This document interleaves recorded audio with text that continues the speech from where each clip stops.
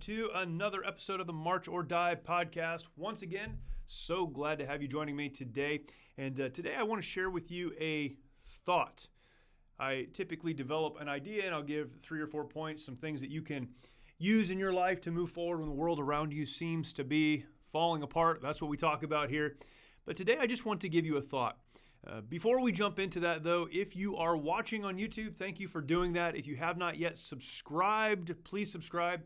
If you have not, after subscribing, hit the notification bell, go ahead and do that. That would be awesome. That lets you know when more content comes online. You can also share this out to someone who may be helped by it, and I would appreciate that. If you're not watching on YouTube and you are instead listening to the podcast, thank you for doing that. And for those of you that are not aware, this is on just about every platform you can find a podcast, and I appreciate you listening there. Take some time when you're done listening to this to go over to the YouTube channel. You can go to YouTube, search for my name, Jeremy Stolnecker, and you'll find it there. And I would love to share some of that other content with you as well. But if you're listening to the podcast, make sure you subscribe to this show, to this podcast, so that when new episodes do come on, you're able to get them right away. I do my very best. Sometimes I fail, but I do my very best to push out a new episode every Saturday morning. And I would love for you to get that as soon as it comes out. Again, share that with folks who you think may be helped. And that would be awesome. And again, this is the podcast where I do my best every week to talk about how to move forward when the world around you seems to be falling apart. The reality is we all find ourselves in battles. We find ourselves in difficulties, whether it's on a very personal level, perhaps in our own relationships or our work situation, something very personal to us, or in a much larger sense. We could talk nationally. We could talk globally. There's always something going on. And when we're faced with those situations, again, sometimes it seems like our world is falling apart. We have to decide what we're going to do. Are we going to move forward? Are we going to fight the enemy in front of us? Or are we going to shrink back, fall back, give up, and in a sense, die?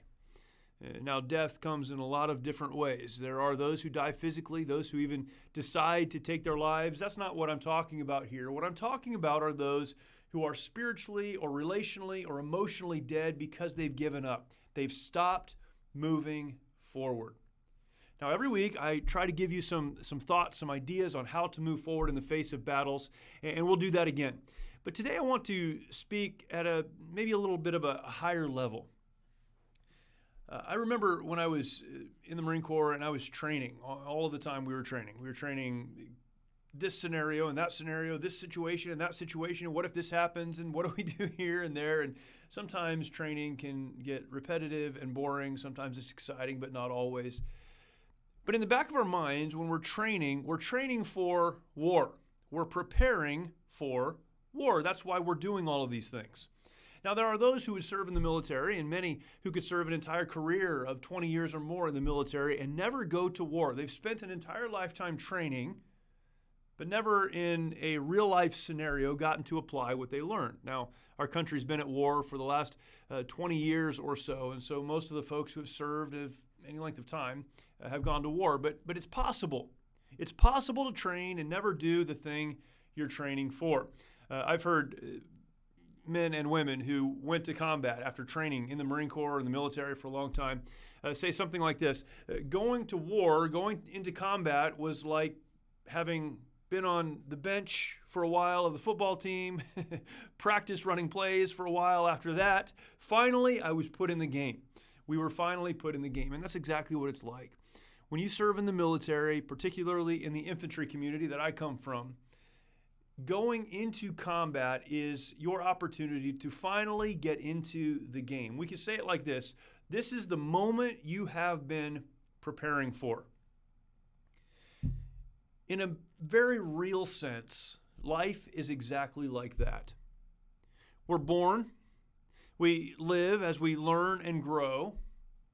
Eventually, we get to an age, and that's different for all of us. Maybe it's a stage, not so much an age, where we go out and live the life that we have been pursuing. We've been training, we've been learning, we've been gaining education and experience, doing different things so that we could work a job or have a family, so that we could make our way in the world. We train so that we can do the thing that we've been training to do. I want to say this. With all of that in mind, there are folks in the military who've trained for a large portion of their life to go into combat, that when they find themselves in combat, act surprised that it's happening. As a small unit leader, I would come into contact with some of these folks, and most are not that way, but you encounter them once in a while, and you say something like this: what did you think was going to happen?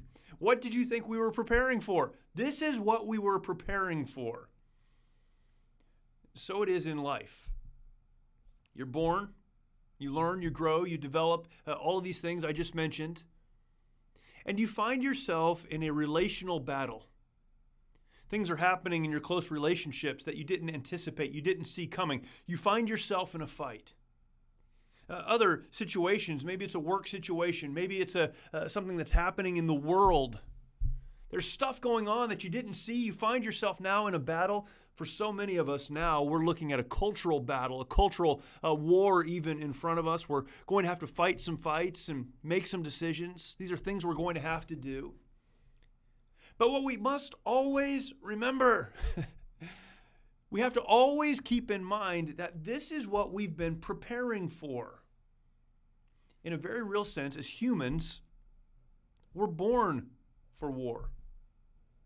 We're born for conflict. We are born so that we can encounter difficulty and then, having encountered it, overcome it. In the Bible, a guy by the name of Peter, you may be familiar with him. He was one of Jesus' disciples, one of his most vocal and outspoken disciples, but also the guy that when push came to shove, when Jesus was being carted off to be crucified, Peter was the guy who said, "I don't know him." After that experience, he came around and he was used greatly in the first century to establish churches and teach others about Jesus, the one that he had denied. He was a man who led a movement. He writes to some folks, Christian people who are in a cultural situation that was very difficult.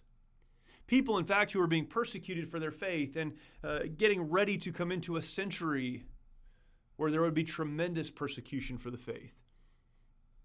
He says this in the book of 1 Peter chapter 4 and verse 12, "Beloved, think it not strange concerning the fiery trial which is to try you, as though some strange thing happened unto you." Isn't that a great verse? He said, hey guys, he calls them beloved. That means they're Christians like him. They would believe the same things that he believed. He said, guys, don't think it's strange when trials come, as though something strange happened to you. When the battles of life come into your life, don't think that something unusual is happening. He was explaining to them that they were born for moments like this, that they had been preparing for moments like this. The next verse, right down from verse number 12 is 13, of course. "But rejoice," he said, "inasmuch as you are partakers of Christ's sufferings, that when his glory shall be revealed, you may also with exceeding joy." You may be glad also with exceeding joy. Here's what he's saying. Guys, this stuff that's happening, the trials, the difficulties, the battles, that's what's supposed to happen. In fact, this is exactly what happened in the life of Jesus, who we follow. And if it happened to Jesus, then we should rejoice that it would happen to us also. Elsewhere, the Bible talks about us being in a spiritual warfare.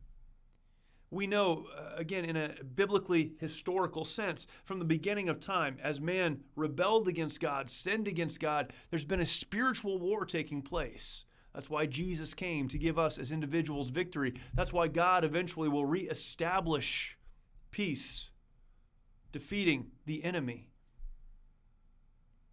But between those two ends, when it started and when it will finally complete, we're in a war. We need to understand that. And so much of the time, I think our inability, our lack of ability, our lack of desire even, our fear when we should be courageous, comes from not understanding that this is what we were born to do. It doesn't mean we have to love war. It doesn't mean we have to love the fight. It doesn't mean we have to enjoy any of it. But when it happens, when it confronts us, these very real enemies that will do their best to prevent us from moving forward in a much larger sense, to prevent us from fully being what God has created us to be. When these enemies present themselves, when we find ourselves in these battles, we may have to take a moment to step back and utilize many of the other tools we've talked about over the last many, many weeks. But we must always also remember that this is why you were born. You know who does well in battle? The warrior who understands, finally, I get to do what I trained to do. Let me bring it down to where we live for just a minute. In your relationships, maybe a husband and a wife, maybe it's parents to children, in those relationships there will be friction. That friction can turn into conflict. That conflict can turn into all-out war. And the people who do well in that environment, who are able to navigate their way through, to put one foot in front of the other, as we so often talk about, are people that understand, all right, this is how it is. This is what happens. We need to figure this out, deal with the enemy, whatever that enemy is. Maybe it's a bad attitude. Maybe it's a difficult life situation, some bad decisions that were made. Maybe it's something that was said that shouldn't have been, or something done that should not have been done. We need to deal with those things so that we can get to the objective, get to the other side, reconcile the relationship, move forward together. We could take that and apply it to every area of our lives. We look at a culture that seems to be out of control. We don't have to like it. We don't even have to accept it as okay. But we can step back and take some peace in knowing this is why we're here. To see it, to understand it, to engage with it, and to defeat the very real enemy that stands in front of us. We were born for war. That can be an overwhelming thought, or it can be an extremely liberating thought. Because if we live our lives hoping only for peace, when the difficulty comes, we're going to go, what happened? And Peter would say, this isn't strange. This is normal. So, to you I say this, something that I have to learn and something that I have to relearn and remember all of the time. The battles are normal. The fights are normal. The friction, the difficulty, it's normal. We were born for this. Understanding that, fight well. Remember, this is the phrase we use all of the time, and it's the phrase from which the name of this podcast was taken. When in life the battles come and the enemy presents himself, when it seems like our world is falling apart, we only have two options. We can stay where we are and die, give up, coast, breathing perhaps, but living really ineffective, mediocre lives.